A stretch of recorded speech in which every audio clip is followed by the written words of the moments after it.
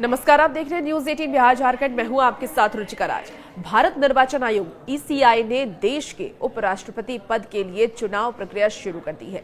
आयोग की ओर से इस संबंध में प्रेस नोट जारी किया गया है। गृह मंत्रालय के द्वारा 22 जुलाई को जारी राजपत्र अधिसूचना के माध्यम से जगदीप धनखड़ के भारत के उपराष्ट्रपति पद से इस्तीफे की पुष्टि के बाद चुनाव आयोग ने अपनी संवैधानिक भूमिका निभाते हुए ये कदम उठाया है। उपराष्ट्रपति पद के चुनाव के लिए आयोग जल्द ही तारीख का ऐलान करेगा। चुनाव आयोग ने ये लिखा कि भारत के संविधान के अनुच्छेद 324 के तहत चुनाव आयोग को भारत के उपराष्ट्रपति के कार्यकाल के लिए चुनाव कराने का अधिकार है और ये चुनाव राष्ट्रपति और उपराष्ट्रपति चुनाव अधिनियम 1952 और इसके तहत बनाए गए नियमों के राष्ट्रपति और उपराष्ट्रपति चुनाव नियम 1974 यानी कि 1974 के द्वारा शासित होता है।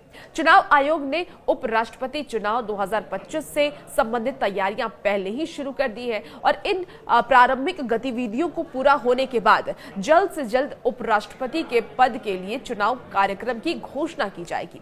आपको बता दें कि जगदीप धनखड़ ने स्वास्थ्य कारणों का हवाला देते हुए उपराष्ट्रपति पद से इस्तीफा दे दिया है, जिसे राष्ट्रपति द्रौपदी मुर्मू ने स्वीकार भी कर लिया और इस इस्तीफे ने सियासी गलियारों में हलचल मचा दी है। जगदीप धनखड़ के इस्तीफे को लेकर के तमाम तरह के सवाल अब खड़े होने लगे हैं। बता दें आपको कि राष्ट्रपति और उपराष्ट्रपति चुनाव अधिनियम की धारा 43 के अनुसार अगर कार्यकाल सामान्य रूप से समाप्त हो रहा है तो निर्वाचन आयोग को अधिसूचना निवर्तमान उपराष्ट्रपति के कार्यकाल के समाप्ति से 60 दिन पहले या उसके बाद जारी करनी होती है। इसका उद्देश्य यह है कि कार्यकाल खत्म होने से हफ्ते भर पहले उत्तराधिकारी चुन लिया जाए, जिससे कि संवैधानिक रिक्तियां ना रहे और उस रिक्तियों को भरा जा सके।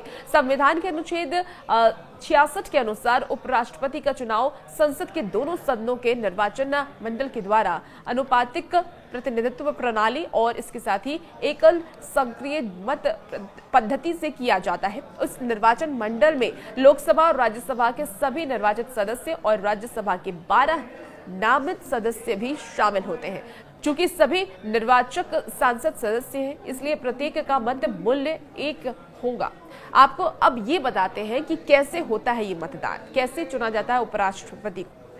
तो ये चुनाव गुप्त मतदान और एकल सक्रिय मत प्रणाली से होता है। मतदाता को सभी प्रत्याशियों के आगे वरीयता क्रम में अंक अंकित करने होते हैं और ये अंक भारतीय अंकों यानी कि रोमन अंकों या फिर मान्यता प्राप्त भारतीय भाषाओं के अंकों में दिए जाते हैं, लेकिन शब्दों में नहीं।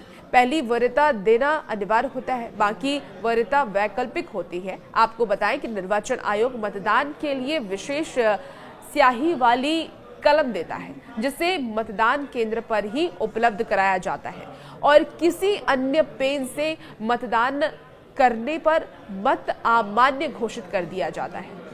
अब नामांकन और जरूरी शर्तें क्या है वो भी एक बार आप समझ लीजिए। देखिए, लोकसभा और राज्यसभा के महासचिवों को बारी बारी से रिटर्निंग ऑफिसर नियुक्त किया जाता है। संसद भवन में सहायक रिटर्निंग ऑफिसर भी नियुक्त किए जाएंगे। नामांकन पत्र केवल नई दिल्ली में सार्वजनिक सूचना में बताए गए स्थानों पर ही रिटर्निंग ऑफिसर को दिए जा सकते हैं।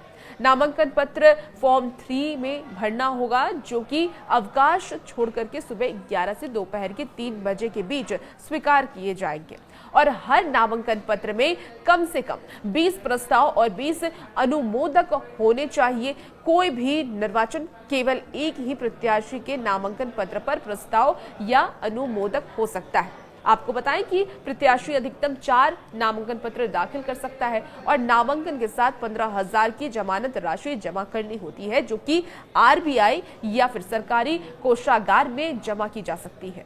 तो इस तरीके से उपराष्ट्रपति का चुनाव किया जाता है। अब देखना होगा कि जगदीप धनखड़ के बाद अगला उपराष्ट्रपति कौन होता है। और भी ऐसी वीडियोस के लिए बने रहिए न्यूज 18 बिहार झारखंड के साथ।